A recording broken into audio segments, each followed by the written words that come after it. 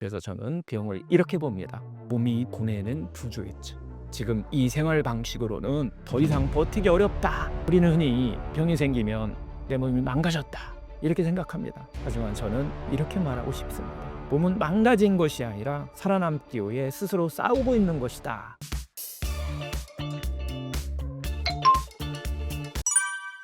자기소개 부탁드립니다. 예, 안녕하세요. 저는 병원 없는 세상을 꿈꾸는 저 상원장입니다.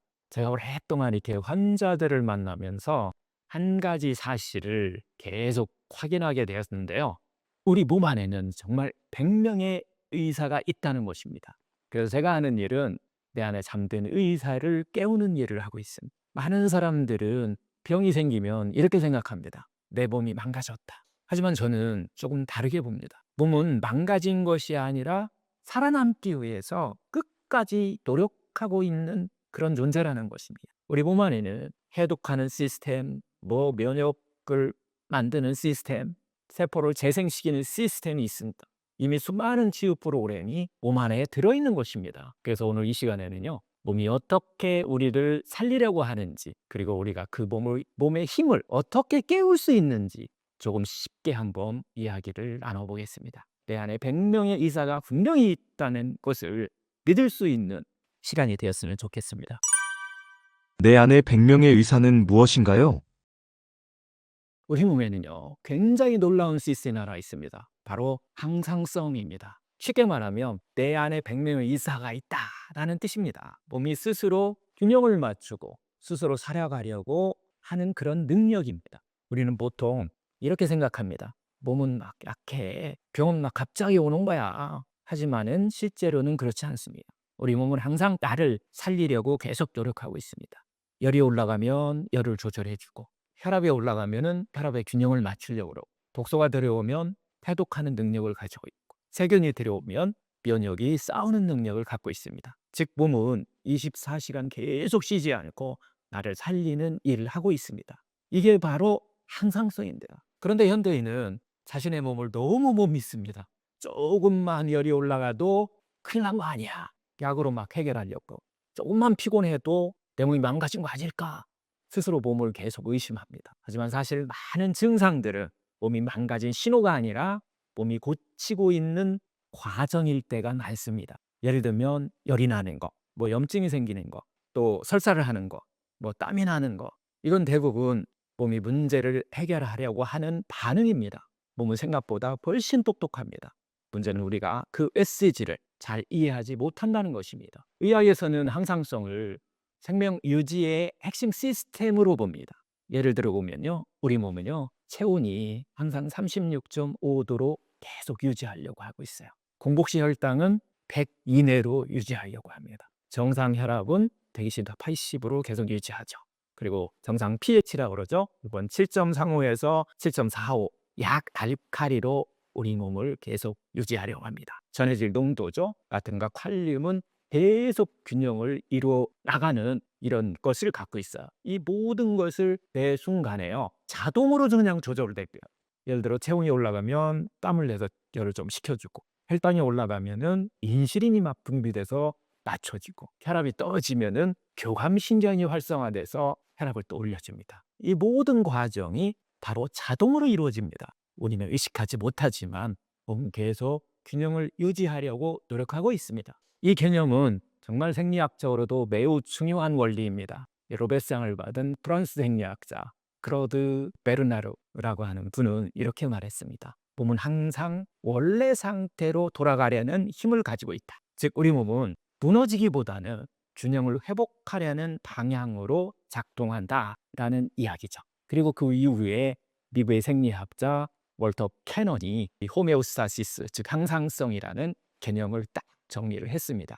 현대의학 연구에서도 이 원리는 매우 중요합니다. 예를 들어서 세계 면역학 분야의 최고 권위 저널 중 하나인 Nature Reviews Immunology라고 하는 그런 면역학 연구에서는요, 이 면역 시스템 역시 항상성 유지 시스템으로 바로 설명이 들어갈 수 있습니다. 즉 몸의 면역 반응도 적을 죽이기 위한 시스템이 아니라 균형을 회복하기 위한 시스템이라는 겁니다. 제가 환자들을 보면서 항상 느끼는 것이 있습니다. 몸은 정말 놀랍도록요 회복하려고 한다는 것입니다. 예를 들어 또 어떤 환자분 10년 넘게 막 만성 피로로 막 고생하고 소화불량과 머리가 자주 아프고 이런 증상이 있었습니다. 그런데 이분이요 좀 식습관을 좀 바꾸고 수면을 좀 바꾸고 스트레스를 좀 줄이고 몸의 리듬을 회복하니까 몇 달 사이에 몸이 완전히 달라지기 시작했습니다. 이거 제가 고친 것이 아니라요 몸이 스스로 회복한 것입니다. 저는 단지 몸이 회복할 환경을 조금 도와준 것뿐입니다. 내 안에 100명의 의사가 있다. 이건 뭐 자연의학의 기본이죠. 이 항상성을 내 몸이 스스로 치유하는 힘. 이것을 우리는 자연의학에서는 자연치유력이라고 합니다. 몸 안에는 해독 시스템, 면역 시스템, 회복 시스템, 재생 시스템이 모두가 작동하고 있다는 거죠. 예를 들어서 간은 하루 수백 가지 독소를 해독하고, 피부는 땀으로 노폐물을 계속 배출하고, 장은 면역세포의 70%를 관리합니다. 최근 연구에서도 이 생활 습관의 어떤 변화가 면역과 대사에 큰 영향을 준다는 것이 밝혀지고 있습니다. 예를 들어서 세계적인 의학 저널 랜싯 계열 학술지인 더 랜싯 프레너트리 헬스라고 하는 이런 연구에서도 이 식습관과 생활 습관이 염증과 면역 시스템에 큰 영향을 준다고 보고하고 있습니다. 즉 몸은 스스로 회복하려는 능력을 가지고 있고 또 생활 환경이 그것을 도와주거나 아니면 방해하기도 합니다. 그는 환자들에게 이 이야기를 자주 합니다. 몸은 항상 나를 살리려고 한다. 병은 재앙이 아닙니다. 몸은 항상 내 편입니다. 몸은 항상 나를 지키려고 합니다. 열이 나도 염증이 생겨도 피로가 와도 몸은 무언가를 스스로 열심히 고치려고 하고 있다는 겁니다. 그래서 저는 병을 이렇게 봅니다. 몸이 보내는 부주의증. 지금 이 생활 방식으로는 더 이상 버티기 어렵다. 몸이 이렇게 말하고 있는 것입니다. 그 메시지를 듣는 순간 이 항상성 시스템 치유는 바로 시작됩니다. 우리는 흔히 병이 생기면 내 몸이 망가졌다 이렇게 생각합니다. 하지만 저는 이렇게 말하고 싶습니다. 몸은 망가진 것이 아니라 살아남기 위해 스스로 싸우고 있는 것이다 라고 이렇게 해요. 몸 안에는 해독 시스템, 면역 시스템, 회복 시스템, 재생 시스템이 있듯이 수많은 의사가 우리 몸 안에 그대로 있습니다. 다 이미 존재합니다. 그래서 저는 늘 이렇게 말합니다. 내 안에 100명의 의사가 살고 있다. 우리 몸의 항상성 시스템은 자연치유의 시작은 그 의사들을 깨우는 것입니다. 갑자기 우리 몸에 생기는 병은 왜 생기는 걸까요? 우리는 보통 이렇게 생각합니다. 열이 나면은 큰일 났다. 염증이 생기면 몸이 망가진 거 아니야. 통증이 오면 이거 병이 시작되는구나. 하지만 몸의 관점에서 보면 열, 염증, 통증은 대부분 몸의 치유 과정입니다. 조금 강하게 말하면 경의 많은 증상들은 몸이 고치려고 일어나는 하나의 반응이라는 겁니다. 즉 몸은 지금 이렇게 살기 힘들다고 도와달라고 말하고 있는 것입니다. 근데 우리는 감기에 걸리면은 보통 어떻게 하죠? 열이 나면 바로 해열제 먹습니다. 몸이 좀 아프면 바로 진통제를 먹습니다. 염증이 생기면 바로 염증을 억제하는 약을 먹죠. 물론 필요할 때도 있습니다. 하지만 문제는 증상을 무조건 없애려고만 한다는 것입니다. 몸이 보내는 신호를 먼저 풀어보려 하지 않고 바로 그냥 꺼버리려고 합니다. 그런데 몸의 입장에서 보면 그 증상은 지금 몸이 문제를 해결하고 있다는 신호일 수 있습니다. 의학적으로 보면 이 열과 염증은 면역 시스템의 핵심 작용입니다. 몸에 염증이 생기면 면역 세포들이 모여서 세균 제거하고 손상된 조직 정리하고 새로운 조직을 재생시킵니다. 그래서 염증에는 4가지 특징이 있습니다. 먼저 열이 나죠. 그 다음에 붓습니다. 그 다음에 통증을 일으켜요. 세 번째 이제 발적이 일어납니다. 몸이 망가진 것이 아니라 몸이 수리공사를 하고 있다는 신호입니다. 마치 건물이 수리할 때요. 먼지가 나고 소음이 나는 것과 비슷합니다. 문제는 스스로의 힘으로 이기지 못하고 만성화될 때 병이 되는 것입니다. 최근 면역학 연구에서도 염증은 단순히 나쁜 것이 아니라 회복 과정의 일부라고 이렇게 설명합니다. 예를 들어서 세계적인 면역학 학술지인 네이처 이뮤놀로지 그 연구에서는요. 염증 반응이 손상된 조직을 복구하는데 필수적이라는 것을 보여줍니다. 즉 면역세포는 단순히 적을 공격하는 것이 아니라 손상된 조직을 정리하고 재생을 시작하게 하는 신호를 보낸다는 거예요. 그래서 염증이 없으면 오히려 상처가 회복되지 않습니다. 즉 염증은 몸의 수리 시스템이래. 제가 환자들을 보면서 자주 경험하는 장면이 있습니다. 몸이 회복되는 과정에서는 오히려 열이 나기도 하고 염증이 올라오기도 하고 또 피로가 심해지기도 합니다. 예를 들어서 몸이 해독을 시작하면 피부 트러블이 올라오고 두통이 나기도 하고 피로 같은 증상이 나타날 수도 있습니다. 이걸 저는 몸이 청소를 시작한 신바라고 이렇게 설명을 하는데요. 몸이 오랫동안 쌓인 문제를 정리하려고 할 때 일시적으로 증상이 나타난 경우가 대부분입니다. 내 안에 잠든 의사를 깨우는 이거 우리 자연치유라고 그랬잖아요. 이거 자연의학입니다. 이 과정을 치유 반응이다라고 이렇게 이야기를 합니다. 즉 몸은 독소 배출하고 손상된 세포 정리하고 새로운 조직을 스스로 재생시킵니다. 이 과정에서 반드시 열도 나고 염증도 좀 생기고 피로 같은 반응이 나타날 수 있습니다. 그래서 자연치유에서는 증상을 무조건 억누르기보다는 몸이 회복할 환경을 만드는 것이 중요하다고 보는 겁니다. 예를 들면서 이럴 때 우리는 충분한 휴식, 자연에 가까운 식사, 제가 항상 이야기하는 5-3 식사법, 또 스트레스 완화 이런 것들이 몸의 치유 과정을 도와주는 겁니다. 제가 환자들에게 자주 하는 말이 있습니다. 병은 몸의 실패가 아니라 몸의 노력입니다. 몸은 마지막 순간까지 나를 살리려고 합니다. 열도, 염증도, 통증도 몸이 싸우고 있다라고 하는 하나의 증거입니다. 그래서 저는 병을 이렇게 봅니다. 병은 몸이 보내는 구조 요청이다. 지금 이 삶의 방식으로는 더 이상 버티기 어렵다. 몸이 이렇게 바라고 있는 것입니다. 우리는 보통 증상이 나타나면 어떻게 없앨까? 이렇게 계속 생각만 합니다. 하지만 한번 이렇게 질문을 해보세요. 내 몸은 지금 무엇을 말하려고 하는 걸까? 그 질문을 하는 순간 몸을 보는 관점이 완전히 달라집니다. 그리고 그때부터 치료의 중심은 병이 아니라 몸의 회복력이 되는 겁니다. 몸은 생각보다 훨씬 현명합니다. 내 몸 안에는 100명의 의사가 이미 살고 있다는 것을 꼭 믿어주세요. 그 의사를 방해하지 않는 것이 치료에 가장 중요합니다. 암 진단 후 어떻게 먹어야 할까요? 병을 진단받고 나면 식탁이 제일 먼저 흔들립니다. 유기농만 먹어야 하나요? 밥은 끊어야 되는 거 아닌가요? 고기는 절대 먹으면 안 되나요? 저탄고지를 꼭 해야 하나요? 혼란스러운 것은 병원에서도 유튜브에서도 말이 다 다르다는 것. 그래서 오늘 저는 어떤 식단이 맞느냐가 아니라 어떤 기준으로 선택해야 하느냐, 이 기준을 한번 정리해 보겠습니다. 의학적으로 말하는 이 좋은 식단의 공통점은 분명합니다. 염증을 낮춘다. 혈당과 인슐린을 안정시킨다. 대사 스트레스를 줄인다. 장내 미생물 환경을 살린다. 이 원칙 안에서 유행 식단을 하나씩 한번 정리해 보겠습니다. 첫 번째, 저탄고지 식단이죠. 이 저탄고지 식단은 분명 장점이 있습니다. 단기적으로는 인슐린이 감소해요. 혈당도 안정됩니다. 그리고 케톤 대사를 유도합니다. 일부 연구에서는 특정 암 환경에서 이 케톤 대사가 암세포 성장 환경을 억제할 가능성도 있다라고 제시되어 있습니다. 하지만 문제는요, 극단적인 이 고지방 식단이 장기적으로 들어갔을 때 장내 미생물의 다양성이 극도로 감소합니다. 장기적인 염증이 증가하는 이런 문제를 갖고 있어요. 간 구담을 증가하고 독소를 유발할 수 있다는 겁니다. 특히 항암 중이라면 지방 대사 부담이 커질 수 있습니다. 단기적인 전략일 수는 있지만은 평생 구조로 가기에는 좀 조심해야 합니다.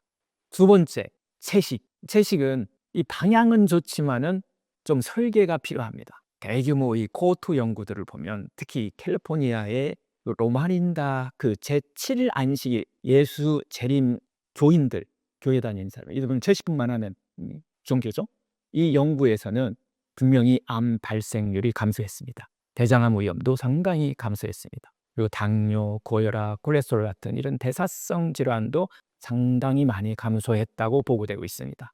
이 채소 중심 식단은 분명 방향은 맞습니다. 하지만 극단적인 완전 채식을 하게 되면 결국 단백질의 어떤 부족한 문제, 근육이 감소하는 문제, B12 부족, 이거의 결핍증 같은 이런 것들을 좀 주의해야 할 요소도 있다는 것입니다. 환자에게 근육 손실은 정말 치명적입니다. 그래서 채식은 하나의 방향이고, 그러나 설계 없이 극단으로 가면 위험할 수 있다는 이야기입니다. 세 번째, 유기농이죠. 이 유기농은 분명 의미가 있습니다.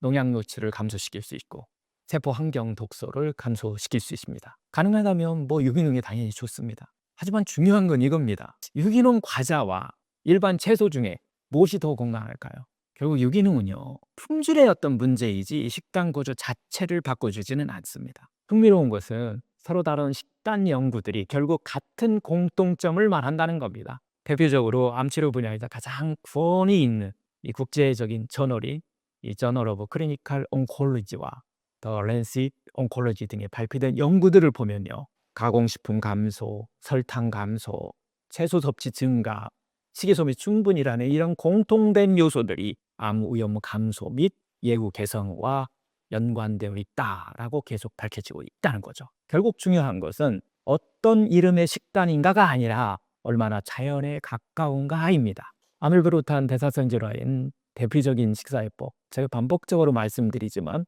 100년 이상을 정말 많은 사람들을 치유한 거예요. 서양의 효순요법, 동양인 25. 여기에서도 공통점은 딱 이겁니다.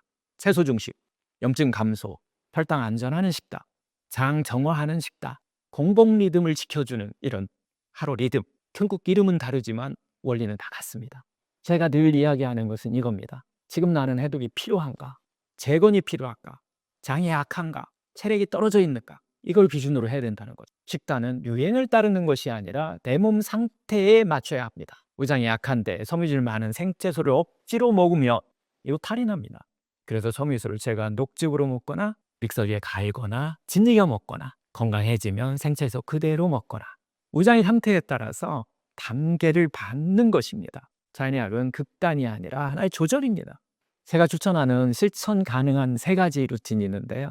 첫 번째 루틴은 5-3 식사법입니다. 잎채소 5가지 이상, 뿌리채소 3가지 이상. 식사 전에 먼저 섭취한다. 샐러드로 먼저 먹는 거죠. 이게 바로 혈당 스파이크를 줄여주고 장내 환경을 살려주는 식사법. 이 기본이 무너지게 되면 어떤 식당도 무용지물이 될 수 있습니다. 둘째는 해독 방해 음식을 우리가 제거해 주는 거야. 흰 밀가루, 흰설탕, 가공육, 튀김, 초가공식품들. 이것이 염증과 당독소의 핵심이기 때문에 이걸 좀 줄여주는 겁니다. 셋째는 장과 간이 좀 쉬는 구조를 만들어줍니다. 하루 2끼만 먹으면 되든가 14시간에서 16시간을 공복을 유지해 준다든가 저녁 야식을 금지하고 저녁을 과하게 먹지 않는다든가 이 구조가 만들어지면 자가포식과 간 해독이 자연스럽게 작동합니다. 결국 유기농, 채식, 저탄고지 어떻게 보면 답은 단순합니다.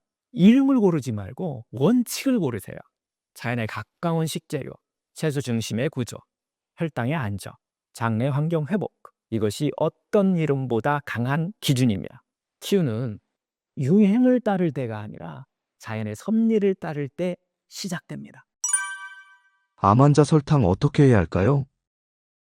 암 진단을 받으면 많은 분들이 또 이렇게 묻습니다. 설탕 끊으면 암이 굶어 죽나요? 과일도 먹으면 안 되나요? 밥도 위험한가요? 결론부터 말씀드리겠습니다. 설탕을 끊는다고 암이 사라지지는 않습니다. 하지만 혈당 환경은 매우 개선됩니다. 이 둘을 구분하지 않으면 우리는 공포만 남습니다. 암이 생겼다고 막 사과 한저가 이런 것까지 다 무서워할 필요는 우리가 없습니다. 오늘은 설탕 공포가 아닌 혈당 환경을 정확히 한번 설명해 드리도록 하겠습니다. 암은 설탕을 먹고 자란다. 이 말의 뿌리는요. 앞에서도 이야기했지만 와르부르크 효과에서 나왔습니다. 독일의 생화학자 오토 와르부르크는 암세포는 정상세포보다 포도당을 훨씬 많이 사용한 사실을 밝혀냈습니다. 그래서 펫시티도 방사선 포도당을 이용한다라는 이야기를 했는데요. 여기까지는 과학적으로 딱 맞습니다. 하지만 중요한 사실 하나는 설탕을 안 먹어도 우리 몸은 단백질과 지방에서 포도당을 만들어냅니다. 즉 암세포도 포도당을 쓰고 정상세포도 포도당을 쓰게 구조적으로 만들어져 있다는 겁니다. 그래서 설탕을 끓는다고 암이 굶어 죽지는 않습니다. 암세포가 좋아하는 건 단지 설탕 한 스푼이 아닙니다. 반복적인 우리 몸의 그 고혈당 환경, 인슐린 과다 자극하는 그런 환경, 만성 염증 환경, 바로 이 3가지입니다. 혈당이 계속 출렁이면 인슐린이 계속 분비하게 되죠. 그런데 이 인슐린은 단순한 혈당 호르몬이 아닙니다. 성장의 신호죠. 이제 도안 같은 그런 성장 신호도 함께 자극된다는 겁니다. 이 성장 신호가 바로 암을 키운다는 거죠. 이 환경이 오래 지속되면 세포 증식 환경이 더더욱 강화됩니다. 그래서 문제는 오늘 설탕 한번 먹었냐가 아니라 10년간 혈당이 어떻게 흘러왔는가입니다. 대규모 역학 연구는 반복해서 말합니다. 당이 높은 식단다. 또 설탕 음료들, 초가공식품들. 이 구조가 우리 몸에 비만을 만들고 인슐린 저항성을 만들고 만성염증 상태 그런 조건을 만들고 암 위험을 증가시키는 것과 연관된다라는 것입니다. 핵심은 딱 이겁니다. 설탕이 직접 원인이라기보다는 암이 자라기 좋은 환경을 만든다는 점입니다. 잔해약은 설탕 한적분을 탓하지 않습니다. 결국 문제는 만성염증, 혈당 불안정, 만성 어떤 수면 부족, 만성 스트레스, 긴장된 삶이 쌓인 세포의 독소 환경의 문제를 더 중요시 여긴다는 거죠. 스트레스를 받으면 왜 우리는 당이 막 당길까요? 이건 의지의 문제가 아닙니다. 본능의 문제예요. 생화학적인 하나의 신호입니다. 결국 우리가 수면이 무너지게 되면 이 식욕 호르몬인 렙틴과 그렐린 호르몬이 막 균형을 잃게 되고 교란되게 됩니다. 이 균형이 무너지면 당 욕구가 증가하게 돼 있다는 거예요. 설탕을 끊는 게 먼저가 아니라 설탕을 찾는 몸의 상태를 회복하는 게 먼저라는 이야기입니다.